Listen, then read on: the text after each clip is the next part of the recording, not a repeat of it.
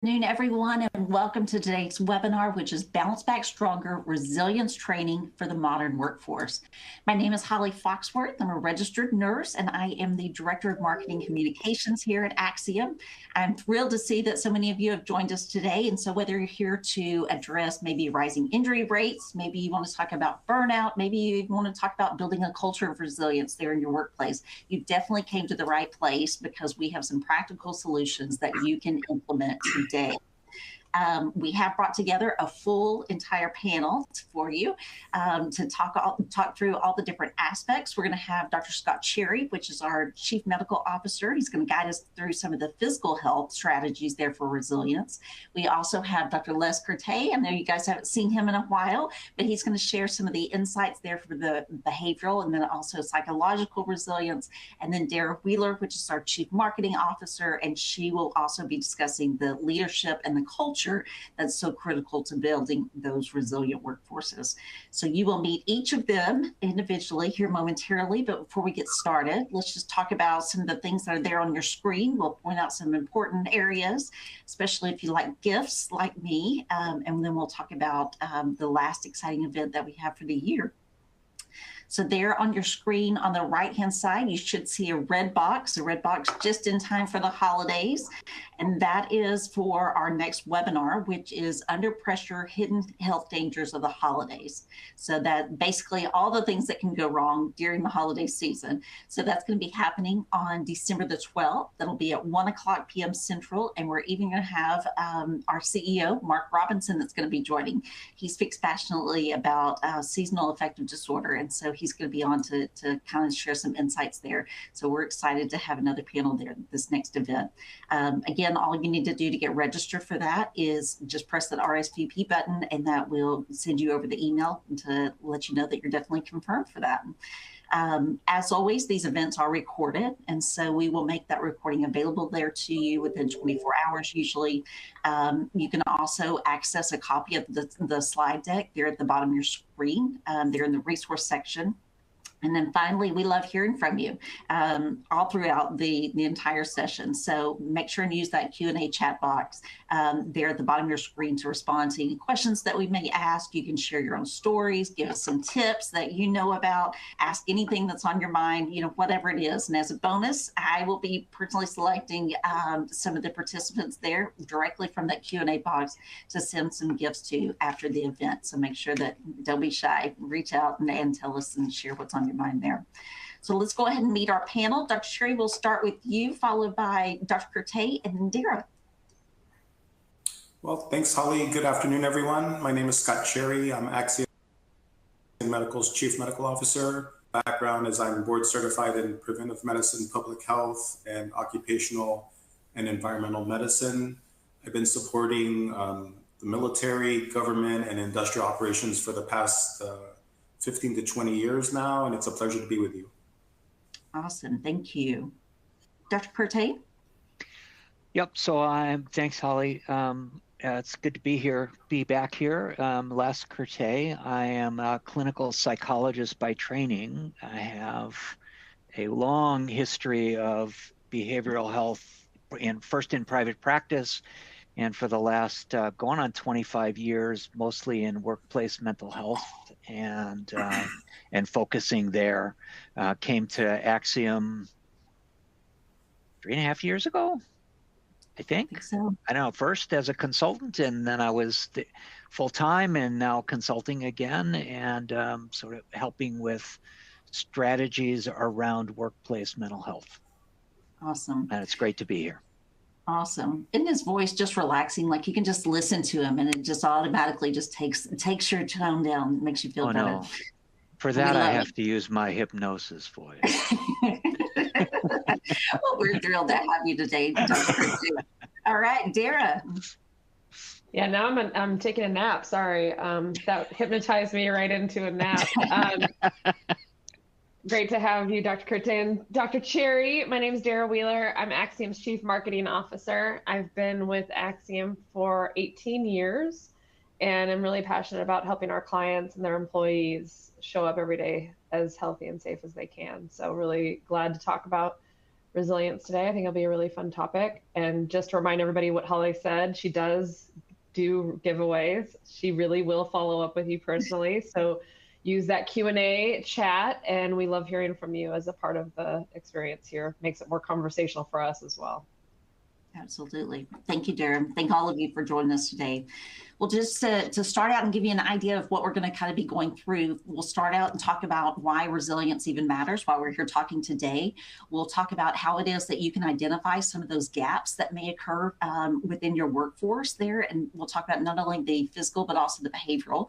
And then we'll talk about the tools there that you can use to kind of get you back in a better rhythm, moving in a better direction. We'll talk about how it is that you can build a resilient culture there. And then we'll also talk about how it is that you can measure that.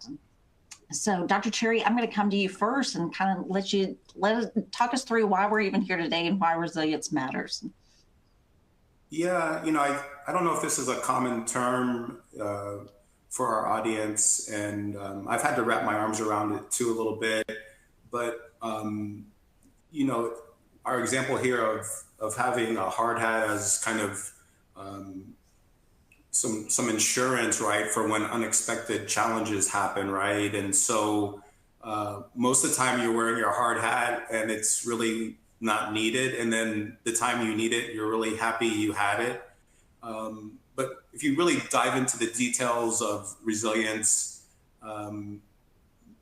maybe we can give an example of like when we're working out, we actually wear down our bodies, but then our body builds itself back stronger. And so that's a great example of resilience. So you have some stress from the environment, and then the body can adapt and kind of overcome. And so, I think because of our personal lives in the workplace and how they're really kind of married together, it's really in the sense of the fast-paced work environment, but fast-paced personal lives as well from something, but also moving beyond. So Les, you might have taught me this, where we've heard of the term post-traumatic stress. So trauma can be a stress that sets us back, but the majority of times people actually move forward. So there's post-traumatic growth, not necessarily a setback per se.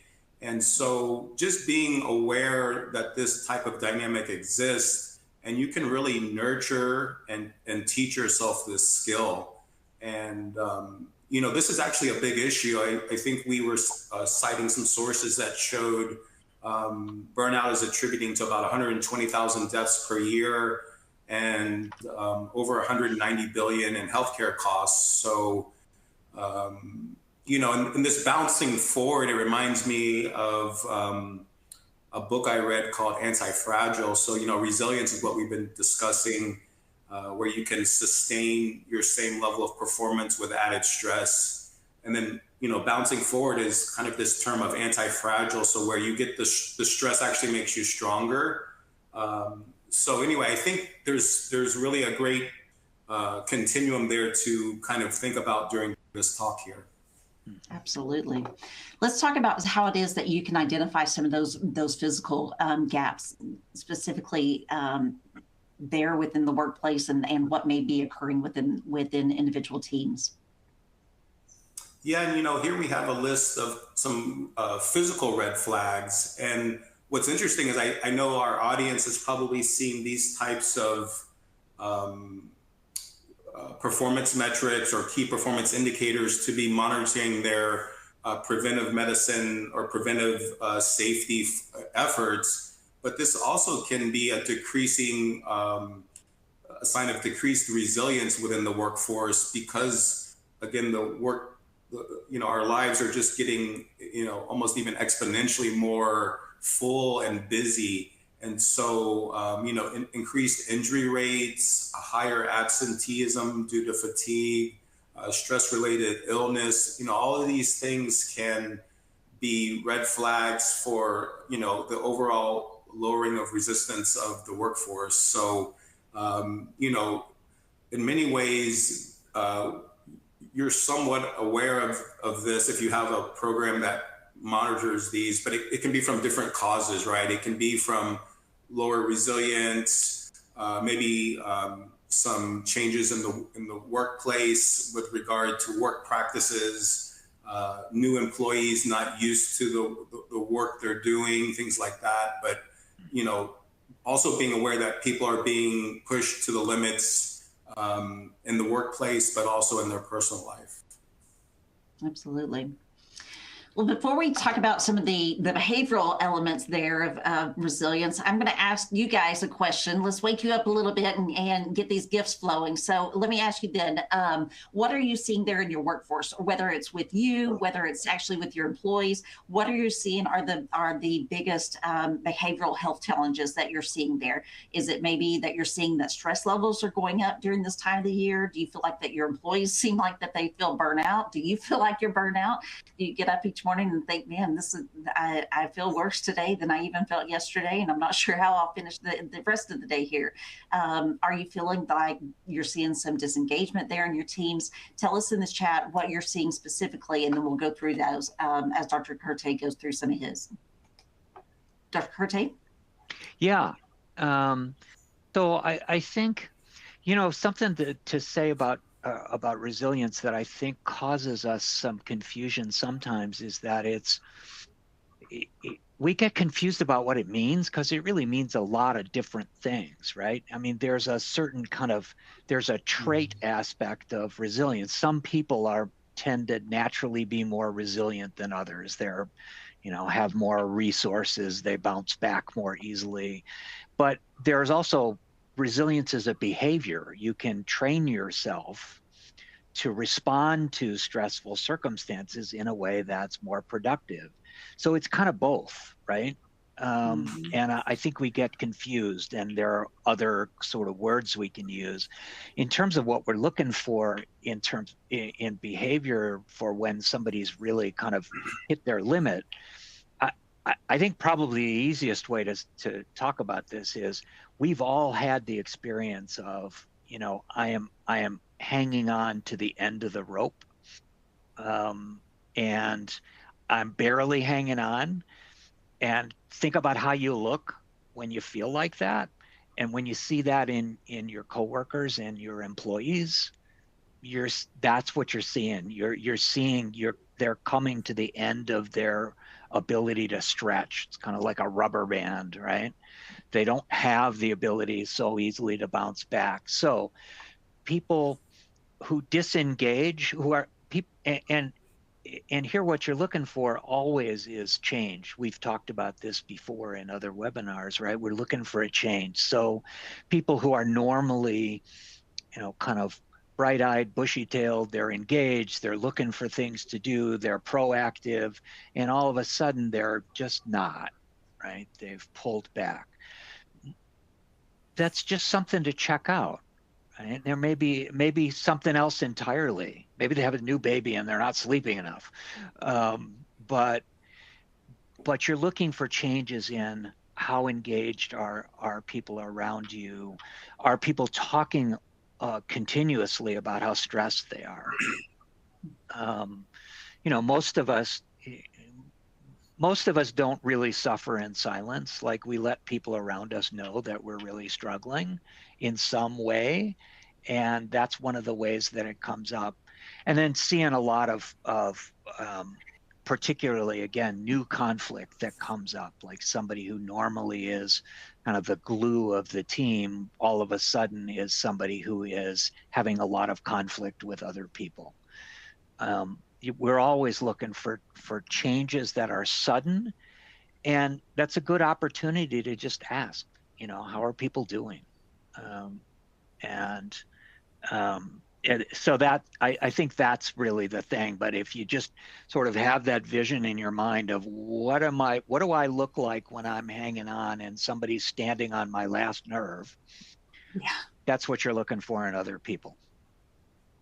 Yeah. Dr. Curtay, we've had lots of answers that have came through here, and I think that we can identify with some of these ourselves. But you know, one of the first one that came in from Dan was mentioning that additional to the stressor of the pandemic, that their company has gone through 2 different platform changes. They've had layoffs, they've had unusually high amount of retirements. And so all of that leading to much higher workloads for their employees until those positions can be filled. Mm-hmm. Mm-hmm. Yeah.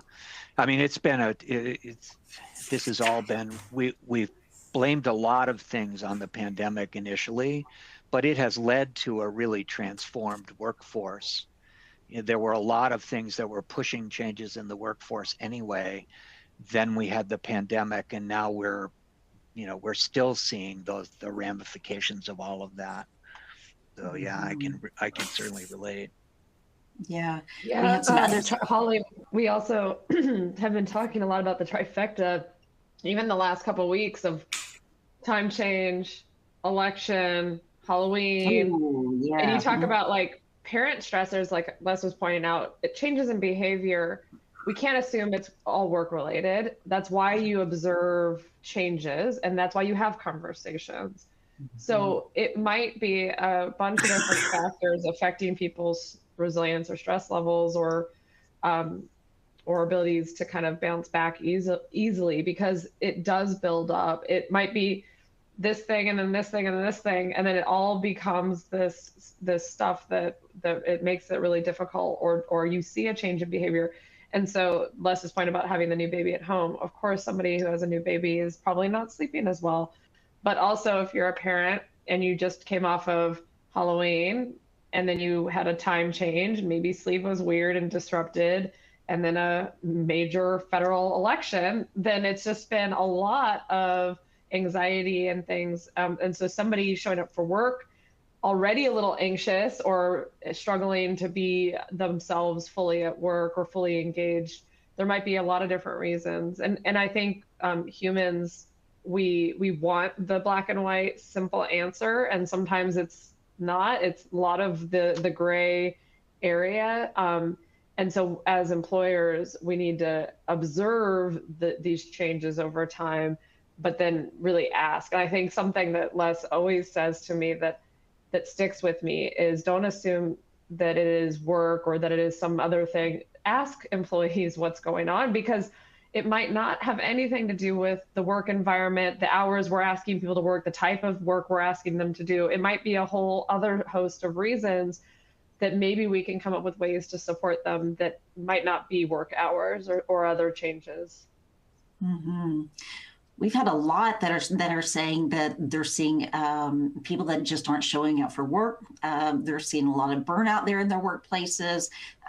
People are just kind of on edge. Obviously, one that caught my eye here, and I had read an article about it this morning, so I'm definitely interested to hear what your thoughts are on this, Dr. Curte. But Moira had said, I'm seeing high stress levels and burnout. However, I've really noticed lower levels of resilience in younger generations.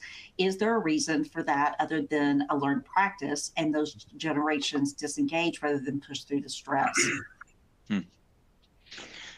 This one is really interesting to me. And I won't ask the person who asked that question how old they are, but it's actually not true when we measure the things that we measure when we look at resilience. What is true is that we're seeing 3 things at the same time. We're seeing the post-pandemic. We're seeing a younger generation that actually is interested in working just as hard. They're just not willing to give up their life for their employer the same way that some of us were. And at the same time, we have technology that is moving so fast. None of us have time to react to the piece of information we just got before the next one is on top of it.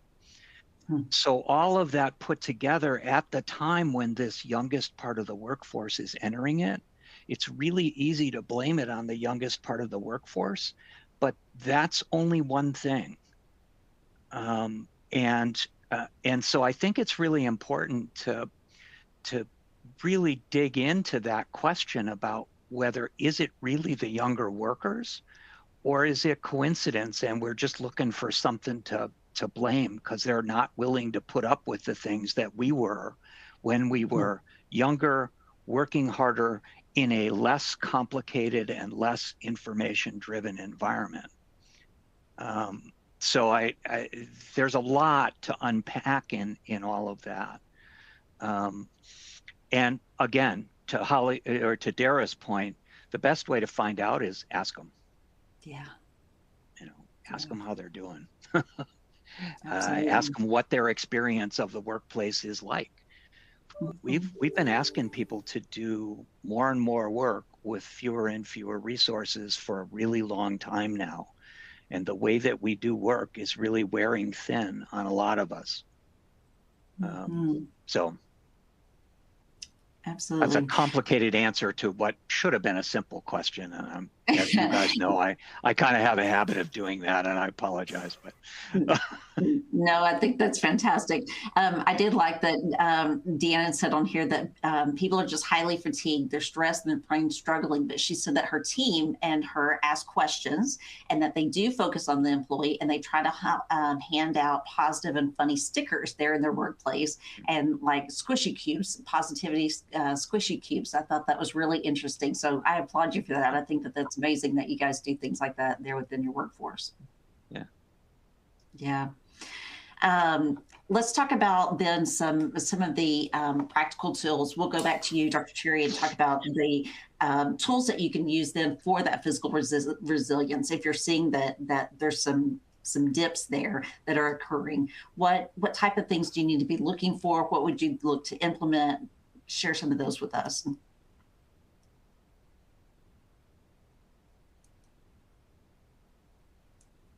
Dr. Cherry. Can you guys hear me? I can't hear you guys. I might need to reboot. Sorry about that. Oh, that's okay. Dr. Curtay, do you want to go ahead and take that?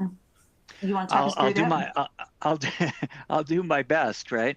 I mean, interestingly, some of the physical resilience tools that we have also apply to behavioral resilience, right? Mm-hmm. Encouraging activity, encouraging people to get up and move around periodically, right? I have a little timer I set on my computer that goes off once an hour to remind me to stand up and walk around. I just walk downstairs and walk back up the stairs, but just movement is really, really helpful. And it's helpful for both mental break and physical. Can you hear us again, Scott? Yes, thank you for kind of holding over my little spot there. So one thing I was going to add to this topic was, there always seems to be a correlation between, physical and mental. And I know, Les, you really say there's really no divide in between, right? So in many ways, that's why we're presenting the mental and physical aspects of resilience. And, something as simple as a pre-shift stretching and warm-up can make a huge difference. Recently, in the Journal of Occupational Environmental Medicine, a beverage company, and did you guys represent it if you guys had already covered it? No, go ahead. Yeah, these two companies actually showed about a 30% decrease in their work-related musculoskeletal injuries with just implementing a pre-shift stretching protocol. So that's, absolutely huge. And, just like what you were saying, Les, structured breaks, and I think it's the personality types that once they get into a flow state can work for an hour, 2 hours, 4 hours, that the time just actually flies by for them, but to their body and joints, and probably even into their mind, their level of fatigue is kind of going off the chart. And so having that structured break, like you said, Les, you might set something yourself. I've seen companies have actual programs that make office workers kind of take micro breaks and mini breaks, depending on how many keystrokes or how much time sitting and standing. And so, and then for, the non-office based setting, having, safety equipment to mitigate risk is, absolutely critical. The way you set up your work to where, there's,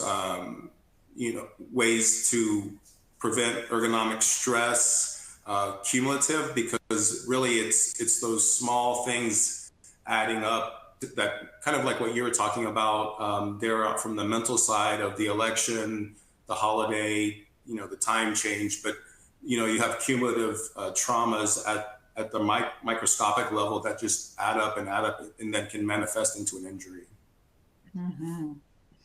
One of the things that stood out to me, we had a safety forum earlier this week for some of our clients, and one of the topics that came up a lot was physical resilience. They, especially in terms of how it is that you can protect your people, the various strategies that you can use for building that safety culture into your strategic plan. But one of the biggest takeaways for me from one of the panelists was that they said that they'd had the most success by following one simple strategy, which was keep it simple. And that sounds very simple to say, but they explained that just the very simple things of some of these same things that you'd mentioned here, but really putting a focus on that it had made a significant difference in their employees, and that they really reiterated that behind every number is a person, and that you want obviously to return that person home in the same state that they came. But by keeping it simple and following those simple strategies, not overlooking things, that was really had made a big difference. Dara, do you remember anything else from that kind of went along with it? Yeah, we had some really interesting feedback. Actually, I was going to say this pre-shift stretching, and most of our clients have safety sensitive roles. So a lot of them were talking about pre-employment testing and how to create all these different things and programs and policies. But yes, I think you're right. It sometimes is the little simple things that help a lot. And I was just thinking, even if you're not in a safety sensitive role, my team knows we've pulled from one of our team members, Jason, came from a background in improv. And so we've done some really funny things like stretch and confess. And we're office workers. So we're in front of a computer all day. There's no real safety risk here sitting, other than the long days sitting at a computer. We obviously know can have some deleterious issues around your health. But what it also does is, if you embrace kind of the silliness of stretching with coworkers, it can also make you all laugh before your shift, or before a meeting or something like that. And everybody kind of rolls their eyes and grumbles, but we do this stretch and confess, and everybody starts laughing, and you get some movement, you get to stretch out and wiggle a little bit. And it really does build a moment of kind of togetherness, some fun, some enjoyment before hard work or before you start work. So even though a lot of our clients do this very specifically to prevent injuries, or to there's all these, reasons, sometimes it's also just being goofy with your teammates and having a moment of fun.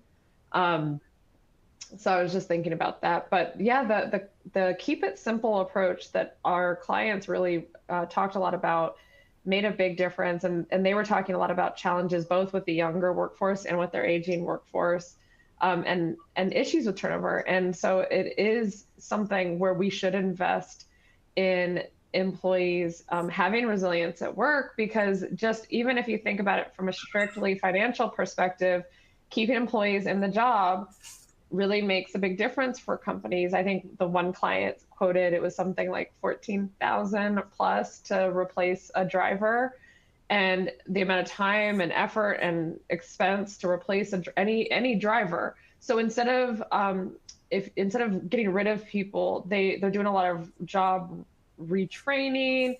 If you're a really experienced driver, they're getting those experienced drivers into training roles, so that as they bring in younger drivers or newer drivers, they've got the experience and the wisdom of the people that have been around for a while, teaching the new group how to be a high quality driver. So I think building that kind of resilience over time within industries and within companies, it goes into all these really simple things that sometimes we forget to go back to those fundamentals. And those fundamentals are there for a reason, and they do really work both physically and psychologically or mentally. Absolutely. And Dara, for those that were asking, or that may be wondering what the confess part is, so tell us what the confess part is, how you do the stretch and confess.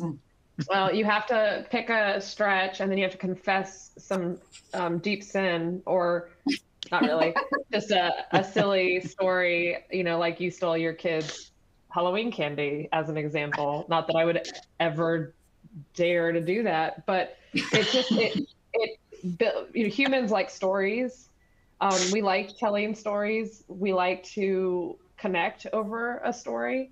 And so if you do a stretch, move your body, do this silly thing, laugh, it really does kick off a work day in a new way. And we did stretching every morning for many years at Axiom, even though we had remote employees, and our HR person would do it on a video, and it was weird and goofy, and everybody would kind of groan and kind of laugh about it.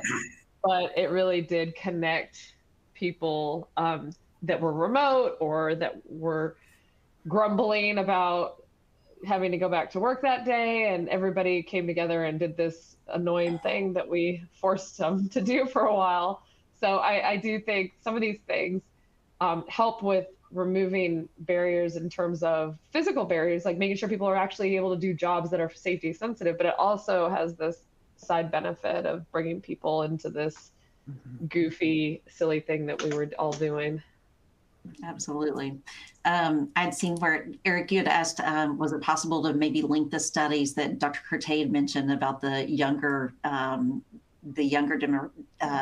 demographic being resilient, and he had mentioned that they are seeing a lack of willingness to follow through after some of those challenges. So we will follow up with you directly and get you some of those resources there.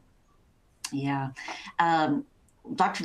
Curtay, let's go to you next, and let's talk about some of the behavioral resilience components, the tools that you can use there. Well, I think a lot of them are similar. You know, this notion of kind of quick huddles, is helpful, and giving people an opportunity to just say how they're doing, like what's your number one current challenge? What can you do about it? What's a piece of advice you can give the rest of the team? Just anything like that. You can also incorporate that into the beginning of a meeting. Make sure that people have an opportunity to speak and say, and that's true online or whether you're in person. One thing that we didn't put on this list, but one thing is don't ever have a meeting to say something you could say in an email, because everybody gets really tired of meetings for meetings' sake. But huddles are really useful, on the other hand, right? And especially for remote places where there are remote check-ins or remote work, we don't hang around the water cooler anymore, so you got to have another excuse to make a connection. I think connecting is the biggest thing.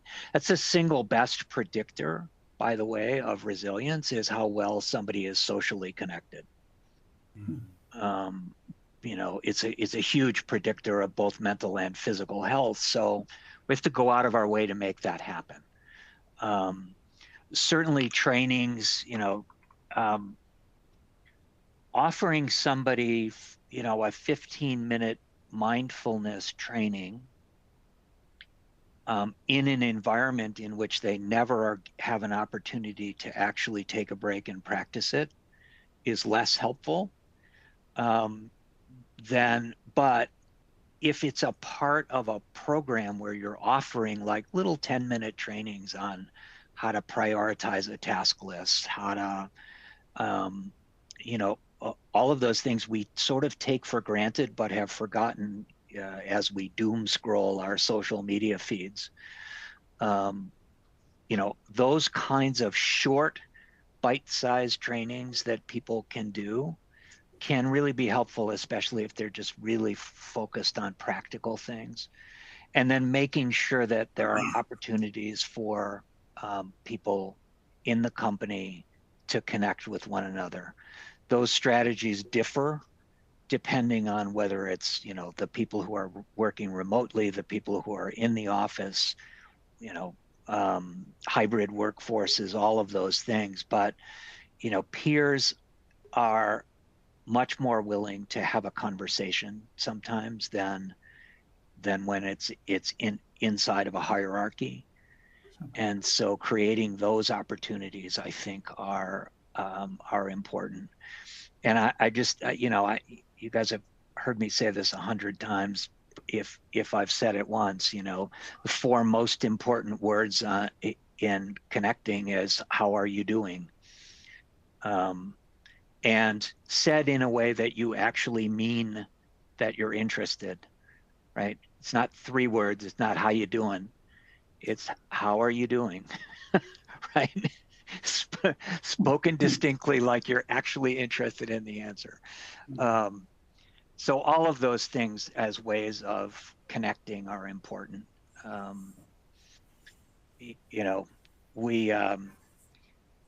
We started this accidental experiment of Wellness Wednesdays at Axiom, where one of the team members put a calendar invite on people's calendars to remind them to do a check-in on an app, right? And I looked up at one point, I think it was 11 o'clock Central, and I looked up and I saw that there were 150 people in a meeting that no one had actually planned on, but it started so every Wednesday, whoever wants to gets together and has this opportunity and sometimes we talk about, serious things, stress management, how do you, what's your strategy for managing the holiday? And sometimes it's silly stuff like, what's the best thing you've cooked in the last month? It does always seem to come down to food. I do notice that. But that was a real eye-opener for me. That was how hungry people were to connect. That this reminder notice turned into a meeting on the fly,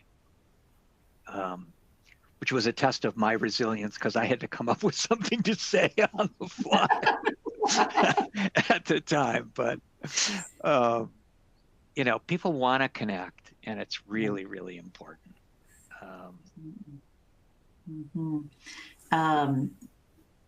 We had another question that came in that asked, does resilience eliminate stress and relieve pain?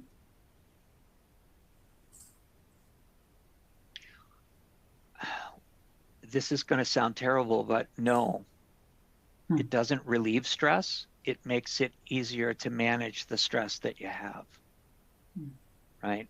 Part of what's happened is that we've gotten to this notion, I think, that we're supposed to be able to live stress-free, and it doesn't happen, right? Work is stressful. Like, it's called work for a reason.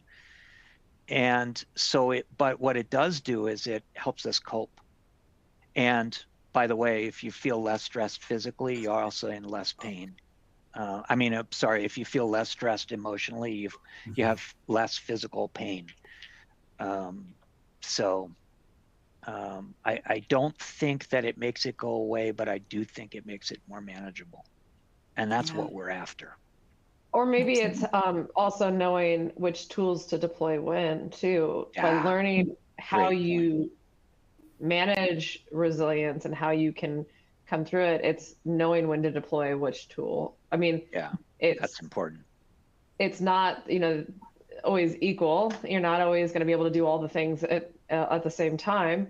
But if you know kind of if you can recognize what's causing the stress or what's causing the pain, then you can grab the right tool for the right thing. And I think Les talks a lot about this. Like, you have a big tool bag. You don't need to throw the whole tool bag at it every time, but maybe pick the right thing, and it alleviates that stress a little faster. And maybe as you get better, it alleviates it faster each time. So it's not the magic cure, but when you recognize, like I know for me, as an example, if I am kind of feeling that buildup of stress and the lack of resilience, often it's tied to a less than great night's sleep or a couple of less than great nights sleep.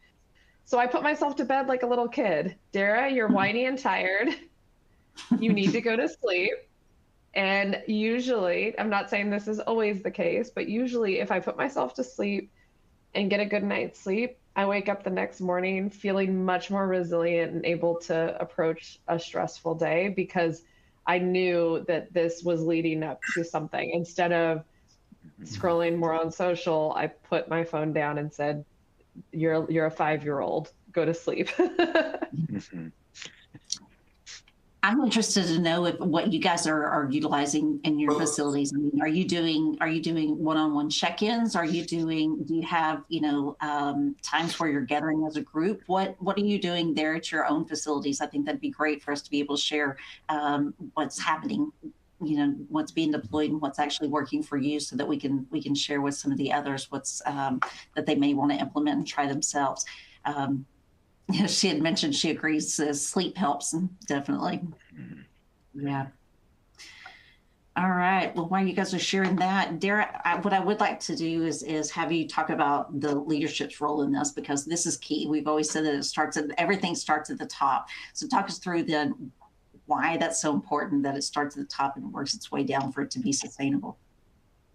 Yeah, well, I think it's, if leadership's, well, first off, if leadership's saying, act as I say, not as I do, then that's a big disconnect. So if leadership is saying we want a resilient workforce, but they aren't themselves resilient, then that's a disconnect. And so I think less is shared with this group, and please, all of you share ideas that you've been deploying, but that any big change within an organization about resilience culture, it really does have to start at the top. And if you don't get that buy-in from the top, it's really hard, if not impossible, to make real change within an organization. So if all the way up to the CEO, this becomes something that becomes a focus, then you're able to really see that change over time. I think, this is a cool little metaphor. A resilient culture is like a bridge. It supports every part of your organization. And resilience within individuals, teams, culture, organization, what that means to me, and I think it really does mean that you can adapt to what's coming. And we all have the stories of companies that did not adapt well, and were hundreds of years of a brand that then went away because they didn't adapt to a changing environment. And I think that adaptability for both leaders and for organizations has become kind of the critical descriptor or behavior, because things seem that the pace of change seems to be increasing. And so we need this ability to kind of work through this and adapt and lead with empathy, because it is going to be a key success factor for organizations. It's not just a feel-good cultural, oh yeah, let's talk about culture, and this is just a thing that our HR leader or people in culture leader is going to talk about. It becomes something that becomes a key success factor for organizations, because it allows for the whole organization to adapt in these stressful times. I don't celebrate wins very well, and I think a lot of leaders struggle with celebrating wins. We have all the way, when you're reporting to a board or you're reporting all the way up, often you're very driven by these metrics and these things, and then it just becomes the next thing, then the next thing, and then it's hard sometimes to stop and go, hold on, what did we just do? How did we do really well here?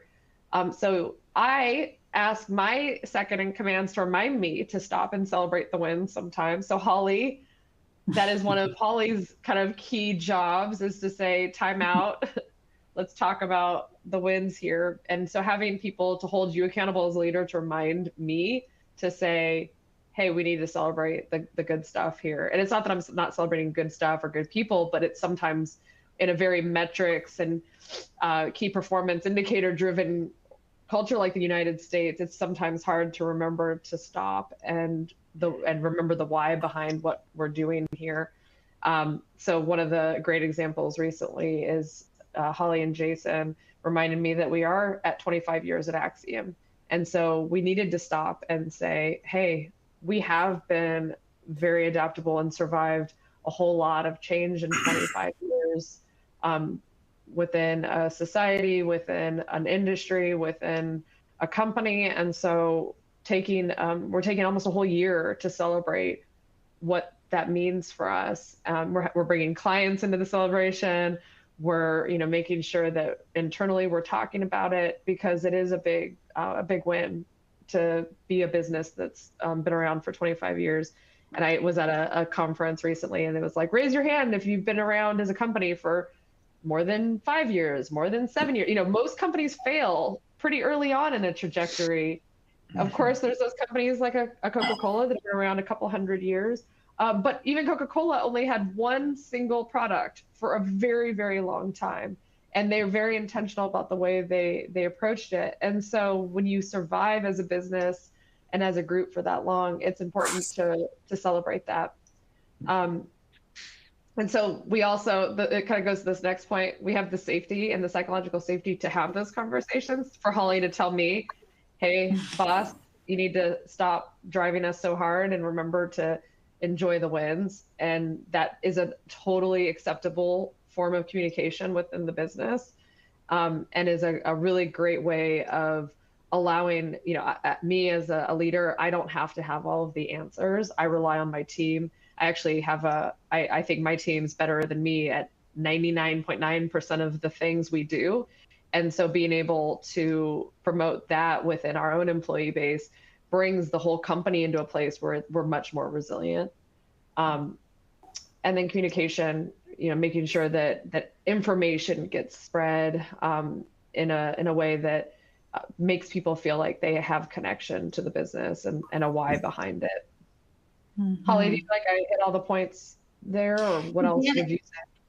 You did. One thing that that came to mind, when it didn't initially come to mind when we were thinking about this, but just speaking just now, was also the respect factor and not wearing your employees down. And I think back to times during the pandemic and stuff like that, where we worked so hard, and it's like I remember I used to.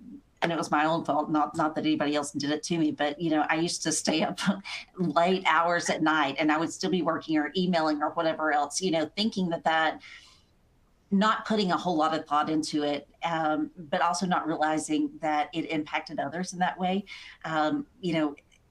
And I think that that's a moment that we have to think about it as leaders there too, is like, if it's an email or there's something that's going on, you don't need to send that to your employees, after hours or on the weekends or something like that, because it puts them in a position where they feel like that they need to respond to that, or they need to act on that. So I think respecting those boundaries also is a big piece of thinking about a leader's role in making sure that you have that culture that's there. Mm-hmm.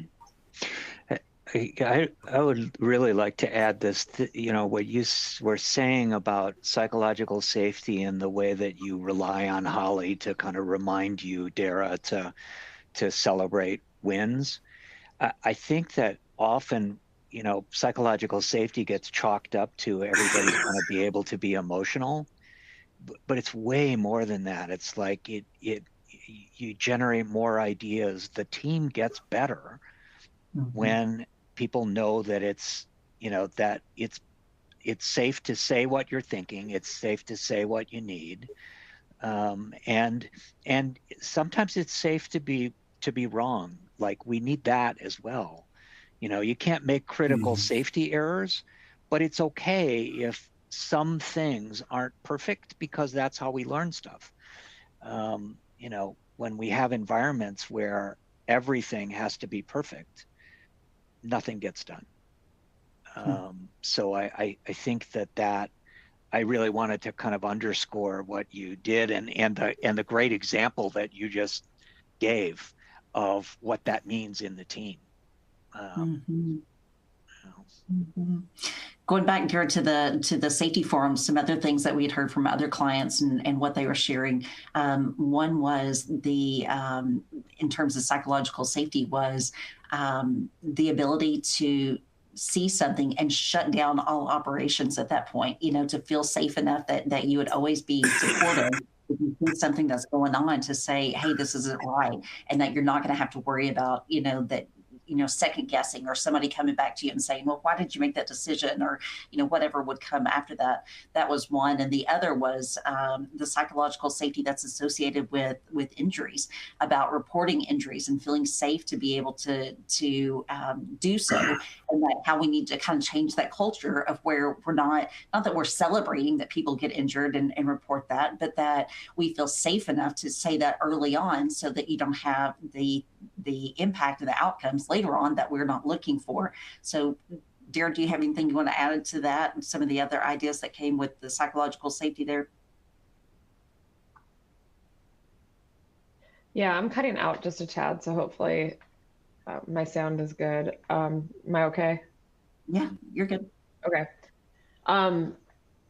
Yeah, psychological safety is interesting. We find in our client organizations that the more safe people feel to report injuries, it has a positive upstream effect that it reduces injuries, which you would think is so interesting. But in allowing people to report timely and having that culture of reporting, employees then feel like the company cares and they're not going to be punished for reporting even minor injuries. And so then they're seeing this net positive effect of employees reporting hazards and everybody owning this safety culture in a way that prevents employees from being injured. So it becomes this really interesting cycle of prevention. And the other thing we heard a lot, Holly and I interviewed a client, and interestingly, it was a CFO. So we got to hear a CFO's perspective on it, a CHRO's perspective. So an HR perspective on injury management. And it was a company that was instituting safety as a culture for the first time. And if you heard the way he talked about it, it was something where in every conversation, when an injury occurs, it goes all the way to the CEO, and the CEO cares a whole lot about the injury, making sure the employee is okay. They do an after action review with the whole group. And if you get that kind of leadership buy-in all the way to the top, it instills that across the organization that it matters. And the CEO cares a whole lot about these injuries, not just from a dollars perspective, not just from an OSHA recordable section approach, but that it matters that this employee was hurt, and we care about preventing it, and let's figure out how to do it the next time. So we continue to see this kind of counterintuitive approach to psychological safety that means the more you allow for these conversations to happen, the more you're actually preventing these negative things from happening, like an injury, because people really buy in and feel like they're a part of it. Absolutely. We had some that had mentioned, that had written in the chat here. James, you identified with what I was mentioning. He had said that in the oil field that they call that stop work authority. And he said he calls it stop work responsibly, but it's the difference that that rather than being allowed to stop things and regroup and think about what they're doing, that they are actually obligated to stop the work if they see anything that causes concern. So that's so positive. The other thing I wanted to mention that I really loved on the feedback here was Moria had mentioned something about bright breaks. She said that they do one-on-one check-ins with 100 employees, and so that she can ask how they're doing. Some employees will share personal information, others don't, but they also do bright breaks for employees to have the chance to stand up and move around. I thought that was awesome. I love the name that you put with that. Let's see. All right. Well, let's talk about how it is that you can measure some of the success that would go into some of these things. And Dr. Cherry and Dr. Curtay, I'll come to both of you if you want to maybe kind of talk us through what those metrics would maybe look like, both from the physical and the behavioral health perspective. Yeah, and with Holly, kind of what's nice here, we're looking at the same thing. You're paying attention to red flags that can be,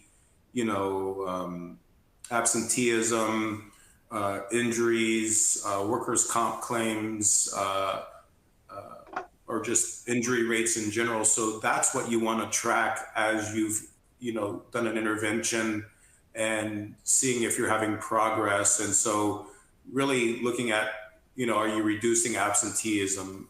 Are you lowering, or are the rates of injuries being lowered? Are workers' comp claims being lowered in frequency and in even just severity of claims based on, cost or outcomes, things like that. Could also look at OSHA recordability rate if there's some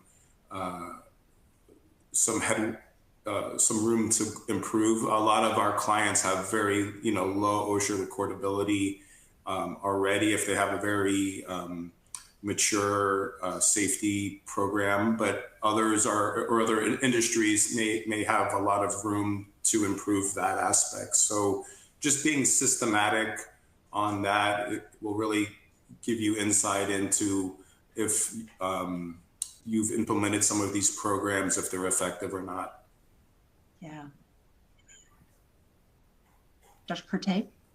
Yeah, I would say a lot of the same things apply from a behavioral perspective. I mean, we should see those metrics that Scott was talking about just now also improve with behavioral changes.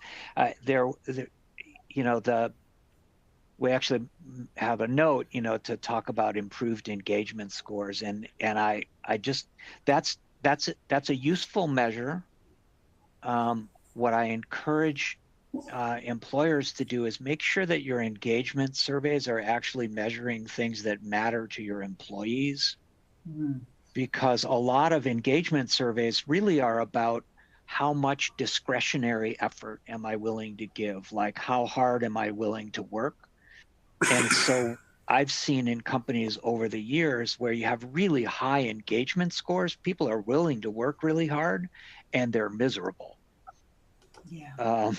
Right? So don't only rely on those engagement scores.